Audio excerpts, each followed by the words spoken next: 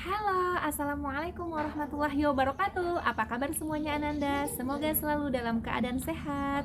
Bertemu lagi dengan Ibu Yosni Maria Ulfa. Kali ini kita akan lanjutkan pembelajaran IPA terpadu kita, yaitu tentang sistem gerak. Baik Ananda semuanya, terlebih dahulu Ananda harus paham dulu apa itu bergerak. Ayo, bergerak adalah salah satu ciri-ciri pada makhluk hidup kan?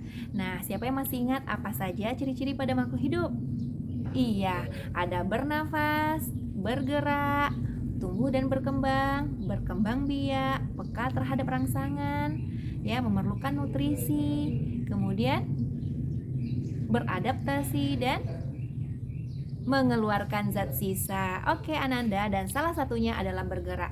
Nah, bergerak kali ini kita akan bahas itu ada bergerak pada manusia, bergerak pada hewan, dan bergerak pada tumbuhan.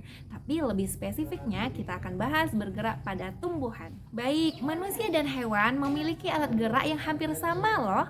Gerak pada manusia dan hewan dapat berupa berpindah tempat atau berpindah posisi, atau dikatakan sebagai gerak secara aktif karena gerak secara aktif ini adalah gerakan yang berpindah tempat atau berpindah posisi.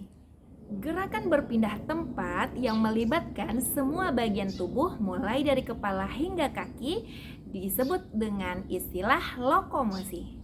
Apa? Lokomosi adalah gerakan yang melibatkan semua bagian tubuh mulai dari kepala hingga kaki. Untuk tumbuhan, bagaimana cara pergerakan pada tumbuhan?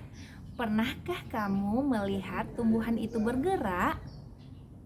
Eits, tapi bukan bergerak karena ditiup angin loh ya. Nah, kalau tidak pernah melihat tumbuhan bergerak, jadi bagaimana dong cara pergerakan pada tumbuhan? Kan tumbuhan juga termasuk makhluk hidup. Oke Ananda, ternyata gerak pada tumbuhan itu sangat terbatas dan bukan berupa perpindahan tempat. Gerak pada tumbuhan hanya dilakukan oleh sebagian dari tubuhnya saja. Mungkin akarnya saja, batangnya saja, atau daunnya saja yang bergerak. Pernahkah Ananda melihat tumbuhan putri malu? Pernahkah menyentuh tumbuhan putri malu tersebut? Apa yang terjadi jika tumbuhan putri malu itu disentuh? Iya benar, daun putri malu akan menutup. Ini adalah salah satu yang menjelaskan bahwa tumbuhan itu bergerak loh. Selain gerak menutup pada daun, gerak apa aja sih yang dapat dilakukan oleh tumbuhan? Gerak pada tumbuhan pada umumnya tidak dapat diamati secara nyata karena berlangsung sangat lambat dan terjadi pada bagian tubuh tumbuhannya atau sel tumbuhan.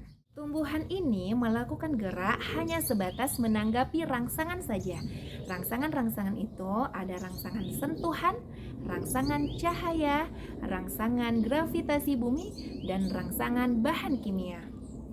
Baik Ananda semuanya, untuk lebih jelas kita akan bahas konsep gerak pada tumbuhan. Yang pertama ada gerak endonom, yang kedua ada gerak higroskopis, yang ketiga ada gerak esionom.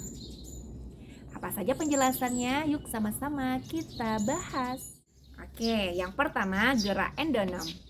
Ya, gerak endonom disebut dengan gerak spontan, yaitu tanpa rangsangan dari luar karena berasal dari dirinya sendiri. Contohnya, gerak rotasi sitoplasma yang terjadi pada daun Hydrilla verticillata. Yang kedua, contohnya gerak tumbuh untuk memperlihatkan akar, batang, daun, serta bunga pada suatu tumbuhan.